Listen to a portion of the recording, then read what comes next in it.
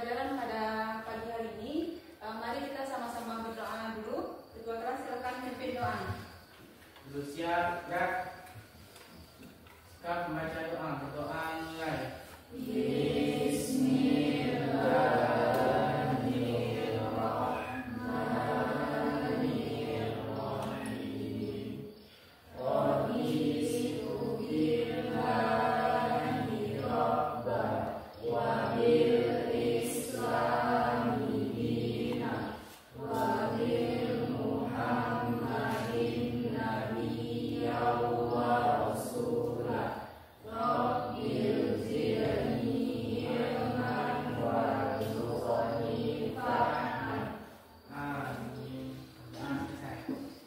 Bagaimana kabar anak ibu pada pagi hari ini?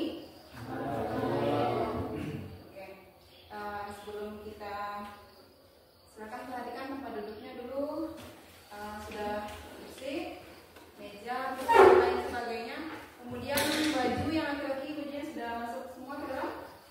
Oke, kalau sudah, ibu absen dulu ya.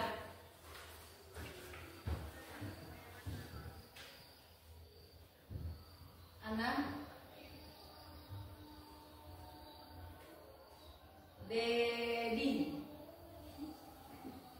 Oke, semuanya hadir? Ada yang tidak hadir hari ini? Oke. Kalau tidak ada berarti semuanya anak-anak ibu hadir pada pagi hari ini ya. Nah, sebelum kita mulai pembelajaran, ibu ingin kita tadarus terlebih dahulu. Nah, untuk tadarusnya kita baca Quran surat Al-Isra ayat 32. Silakan Liza. أعوذ بالله من الشيطان الرجيم بسم الله الرحمن الرحيم ولا تقربوا الزنا إنه كان فاحشة وساء سبيلا ولا تقتلوا النفس التي حرم الله إلا بالحق ومن قتل فظلمهما فقد جعلنا لوليه سلطانا فلا يسرفوا في القول إنه كان مسرورا صدق الله العظيم. Alhamdulillah, semoga dengan pembacaan ayat suci Al-Quran tadi pembelajaran kita berlangsung dengan baik pada pagi hari ini. Nah, ibu ingin tayangkan sebuah video. Nanti silakan Ananda amati apa kesimpulan dari video yang ibu tayangkan. Nah, jadi sebelum Ananda lihat video ini, ibu ingin kamu isi dulu instrumen ini terlebih dahulu ya.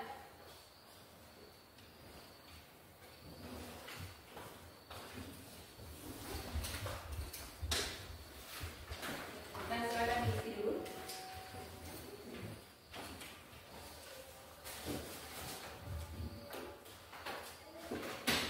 Oke, sudah selesai? Oke. Nah, mari kita lanjutkan. Ini video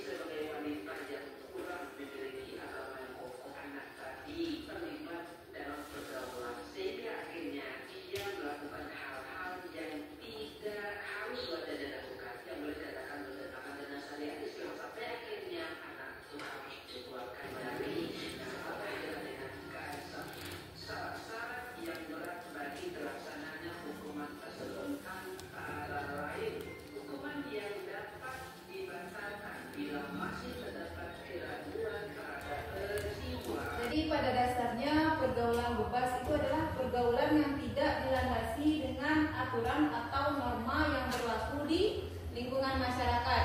Kemudian pergaulan bebas ini nanti akan berdampak kepada perbuatan perzinaan. Nah, di sini hari ini kita akan bahas terkait dengan perbuatan zina itu. Nah, jadi ada 3 tujuan pembelajaran yang harus kamu capai pada hari ini. Nah, nanti setelah mempelajari materi ini diharapkan Anda mengetahui apa saja dampak atau klasifikasi dari perbuatan zina. Nah, siapa yang bisa membacakan yang pertama apa? Silakan Devi. Silakan Devi. Peserta didik dapat memahami makna larangan pergaulan bebas dan zina. Oke, jadi tujuan pembelajaran kita yang pertama pada hari ini terkait dengan makna dari pergaulan bebas dan perbuatan zina. Nah, jadi apa yang dimaksud dengan perbuatan zina itu nanti akan kita bahas. Lalu yang kedua apa? Yang kedua silakan Tasya. Peserta didik dapat mengidentifikasi macam-macam zina. Oke, jadi yang kedua tujuan pembelajaran kita yaitu berkaitan dengan macam-macam perbuatan zina. Nah, jadi zina itu dikategorikan kepada 2, nanti ada zina muhsan, lalu yang kedua ada zina ghairu muhsan. Oke, yang terakhir yang ketiga siapa? Silakan, siapa bisa? Kamu silakan, Kayla. Peserta didik dapat menganalisis hukuman zina. Ya, jadi yang ketiga hukuman perbuatan zina. Nah, jadi nanti apa saja hukuman-hukuman yang akan didapatkan oleh seseorang yang berbuat zina. Nah, berarti itu 3 tujuan pembelajaran kita pada hari ini. Nah, untuk itu kira-kira coba Helena, apa yang kamu ketahui terkait dengan perbuatan zina ini, Helena? Melani? Kategorinya seperti pacaran, Ya. berteman dengan lawan jenis. Tuh. Nah, jadi tadi Melani sampaikan bahwasannya terkait dengan perbuatan zina itu salah satu bentuk atau contohnya itu terkait dengan pacaran. Nah, anak ibu di kelas ini ada yang punya pacar? Yakin? Iya. Nah, jadi pada dasarnya dalam Islam pacaran itu tidak diperbolehkan, hukumnya haram. Jangan nanti kamu beralasan, Bu, saya pacaran itu hanya untuk memotivasi saya belajar. Nah, tidak ada konsepnya yang seperti itu. Pacaran itu memang tidak diperbolehkan dalam Islam. Nah, jadi hari ini kita akan belajar secara berkelompok dengan model pembelajaran problem based learning. Nah, jadi hari ini kita akan belajar secara berkelompok, masing-masing kelompok terdiri dari 3 sampai dengan 4 orang ya. Nah, aku bagi kelompok 1 Ana, Mizan, Helena. Kelompok 2 Melani, Devi, Tasya.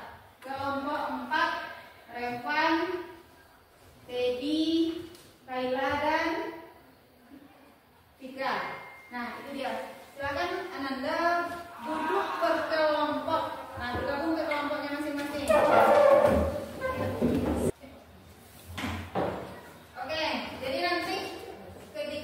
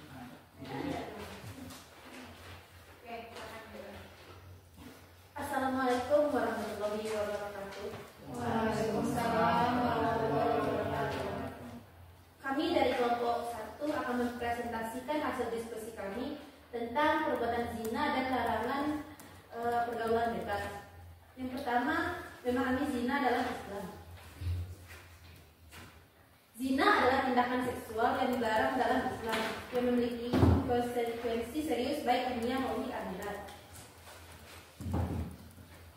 Definisi zina dalam Islam.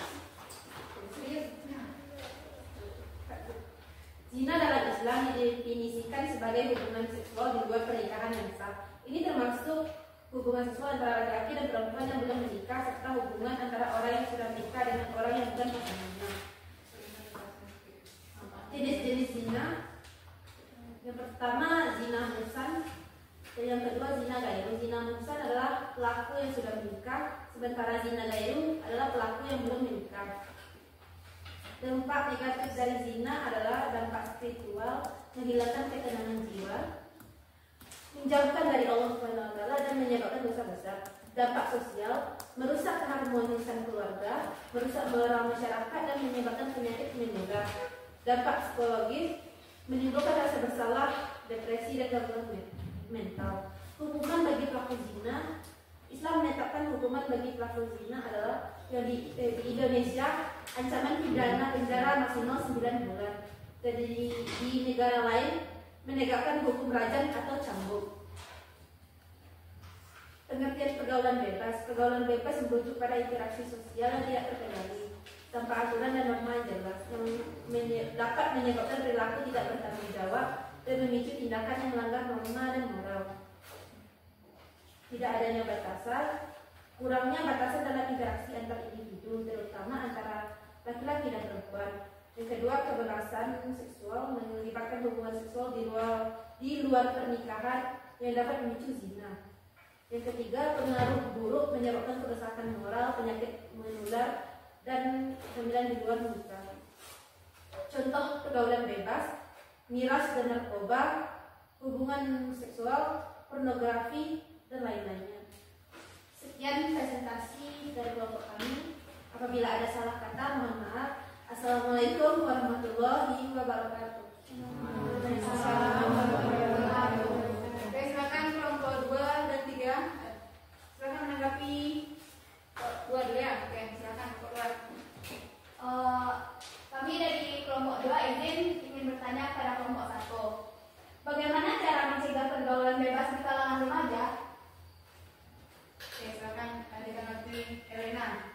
Saya akan menjawab pertanyaan dari kelompok 2. Cara mencegah zina dari kalangan remaja yaitu memberi arahan tentang pentingnya agama serta memperkokoh dan memperkuat pendirian para remaja tentang agama dan larangan tersebut. Mungkin sekian jawaban saya. Apakah bisa diterima?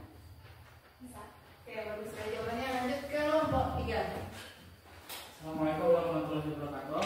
Waalaikumsalam warahmatullahi wabarakatuh. Perkenalkan, saya perwakilan dari kelompok 3 ingin bertanya, apakah perbuatan merusak fasilitas umum maupun seperti ada tempat-tempat umum yang dirusak oleh anak-anak seperti dicat maupun dibikin karya-karya seperti itu, apakah itu termasuk ke dalam kenakalan remaja? Terima kasih. Saya akan menjawab pertanyaan dari kelompok 3. Ya, itu termasuk perbuatan yang bisa digolongkan sebagai kenakalan remaja karena itu melanggar norma-norma yang sudah ada. Terima kasih. Saya akan menjawab pertanyaan dari kelompok 3.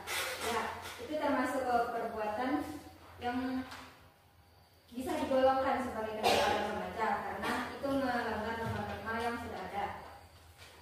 Sekian jawaban saya. Silakan tambahkan Izan.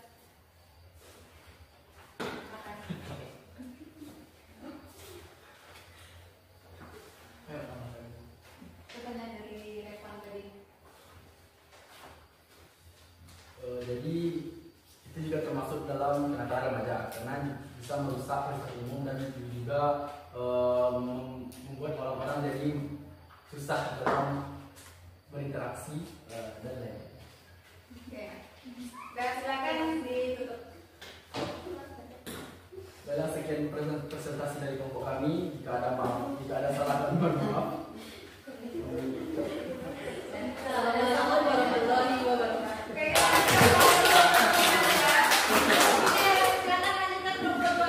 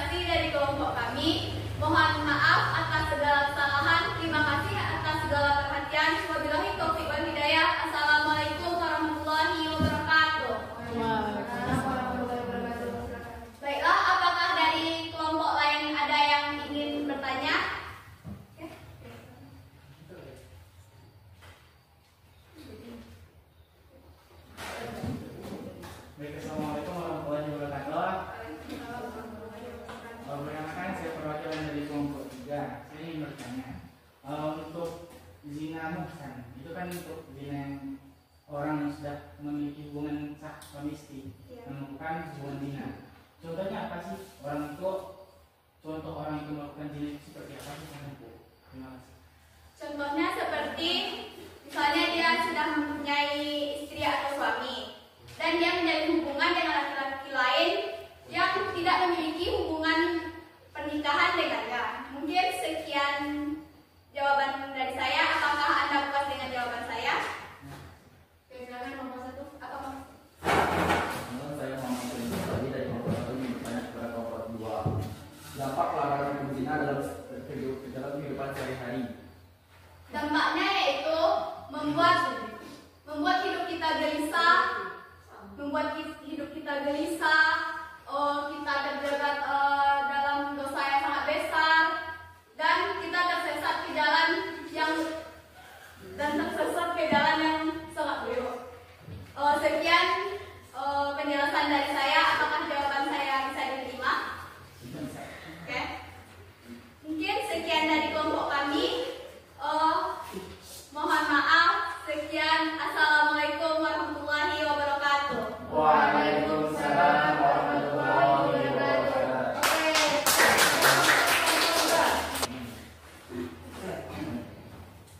Bismillahirrahmanirrahim. Assalamualaikum warahmatullahi wabarakatuh. Waalaikumsalam warahmatullahi wabarakatuh.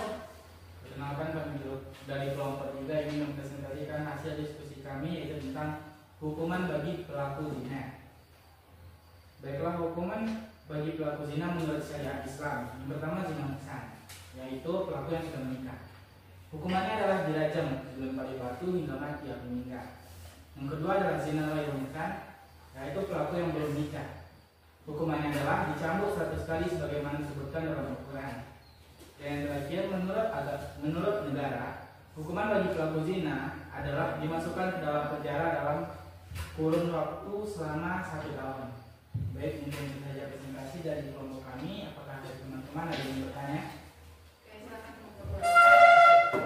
Izin saya dari kelompok perwakilan kelompok 2 ingin bertanya kepada kelompok 3. Sebutkan dan jelaskan syarat-syarat untuk menjatuhkan hukuman zina.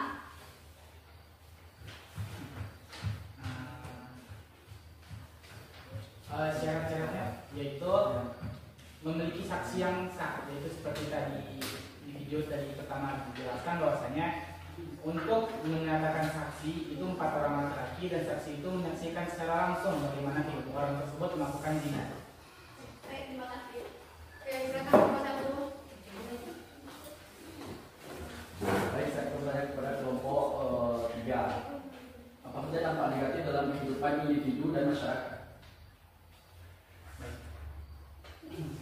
Dampak untuk individu terlebih dahulu ya. Bagi pelaku zina yang melakukan hal-hal di luar seperti melakukan hubungan seksual, mereka melakukan hal tersebut tanpa adanya syariat dari hubungan pernikahan, itu mereka dalam hal individu sudah mendapatkan dosa besar. Dan selain itu juga bisa merusak untuk jiwa psikolog. Mereka akan mendapatkan stres saat mereka tidak bisa melakukan hal tersebut. Mereka akan depresi, stres, dan memikirkan hal yang tidak. Untuk dampak sosial, mereka bisa mendapatkan seperti halnya di saat mereka pergi keluar di kampung seperti ini kan.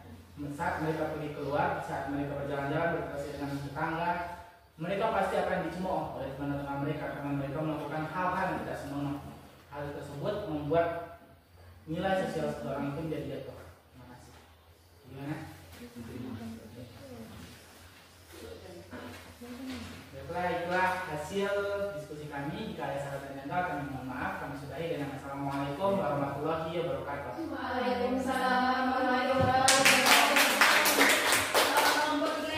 Nah, jadi tadi Anda sudah presentasikan hasil kerja kelompoknya masing-masing. Nah, untuk itu sedikit saja ingin Ibu tampakkan terkait dengan tadi pertanyaan dari Melani.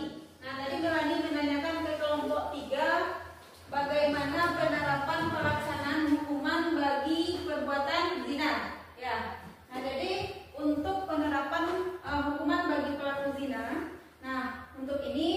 penanda untuk pembuktiannya itu kita harus mampu menghadirkan 4 orang saksi. Nah, jadi 4 orang saksi itu haruslah laki-laki. Kenapa? Karena di sini untuk kesaksiannya kalau seandainya yang menjadi saksi perempuan maka 1:2 dengan laki-laki. Nah, kalau saksinya perempuan berarti harus 2 orang. Itu bandingannya. Berarti 2 orang saksi perempuan itu sama dengan 1 orang saksi laki-laki. Nah, kemudian dia memang benar-benar melihat terjadinya perbuatan perzinahan tersebut. Berikutnya adanya indikasi atau kehamilan bagi si perempuan. Nah, jadi di sini kalau seandainya nanti misalnya si A, contohnya si Melani dituduh oleh Devi melakukan perbuatan perzinahan. Nah, andai kata Devi tidak bisa menghadirkan saksi atau ada salah satu dari 4 saksi tadi menyatakan kenyataan yang berbeda, maka hukuman tidak bisa diterapkan kepada Melani. Namun Devi lah yang dikenai tindakan hukum. Kenapa? Karena dia menuduh perempuan dari berzina. Nah, itu hukumannya 80 kali derah. Nah, itu dia sedikit yang ingin ibu tambahkan terkait dari pertanyaan siapa tadi, Melani ya. Nah, untuk itu karena diskusi kita hari ini sudah berjalan dengan baik, applause untuk kita. Sedikit saja ingin ibu ulas terkait dengan materi ya. Nah, tadi kamu sudah membahas di kelompok masing-masing dan kalau ibu perhatikan masing-masing kelompok sudah cukup memahami materi kita. Nah, yang pertama itu terkait dengan pengertian pergaulan bebas atau perbuatan zina. Nah, di awal ibu sudah sampaikan tadi bahwasannya pergaulan bebas ini nantinya akan berdampak kepada tindakan atau perbuatan perzinaan. Nah, jadi pengertian zina itu asal katanya berasal dari kata zana yazni yang artinya hubungan persetubuhan antara perempuan dan laki-laki tanpa adanya ikatan pernikahan yang sah menurut syariat Islam. Nah, itu pengertiannya. Kemudian berikutnya hukumnya kalau perbuatan zina itu sudah pasti haram. Dalilnya Quran surat Al-Isra ayat 32. Wala taqrabu zina innahu kana fahisha wa sa'a sabila. Dan janganlah kamu mendekati zina, sungguh zina itu adalah perbuatan yang keji dan suatu jalan yang buruk. Berikutnya kategori zina. Nah, jadi zina itu dikategorikan menjadi 2 ya. Zina muhsan dan zina ghairu muhsan. Nah, kira-kira apa perbedaan antara zina muhsan dengan zina ghairu muhsan? Siapa bisa menjelaskan? Oke, Mami. Zina muhsan yaitu perzinaan antara perempuan dan laki-laki yang sudah menikah atau sudah balik. Ya, oke. Zina ghairu muhsan yaitu perzinaan seorang yang belum menikah atau remaja tanpa hubungan pernikahan. Oke, nah, silakan menambahkan anak mau menambahkan tadi kan? Baik, silakan. Udah. Oke, jadi perbedaan antara zina muhsan dengan zina ghairu muhsan. Nah, jadi perbedaannya itu terletak pada pelaku zinanya, pada pelakunya. Nah, jadi pada dasarnya dia sudah balik, sudah berakal, namun yang membedakan adalah status pernikahannya. Kalau zina muhsan itu statusnya sudah pernah menikah. Yang ghairu muhsan belum pernah menikah. Artinya apa? Statusnya masih seperti kamu ini, masih lajang, masih remaja. Nah, itu dia. Kemudian yang terakhir materi kita terkait dengan hukuman. Nah, apa sih hukuman yang diterima oleh orang atau perbuatan perzinahan itu? Nah, jadi kan zina itu tadi kan kategorikan menjadi 2, ada zina muhsan dan yang kedua ada zina ghairu muhsan. Kalau zina muhsan hukumannya hukuman dera tambah dengan hukuman rajam. Nah, anak ibu paham bagaimana pelaksanaan hukuman rajam? Paham? Oke. Jadi ibu tambahkan aja sedikit ya.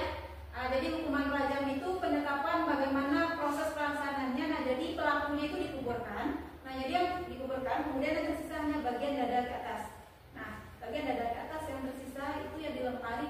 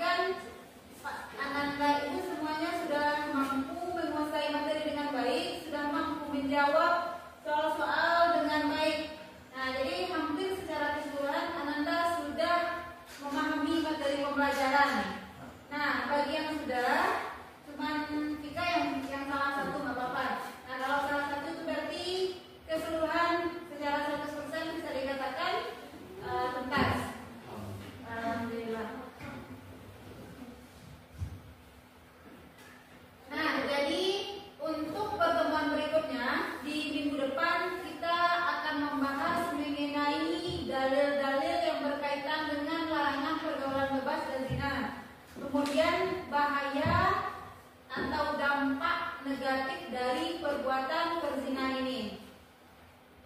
Itu materi kita untuk pertemuan berikutnya.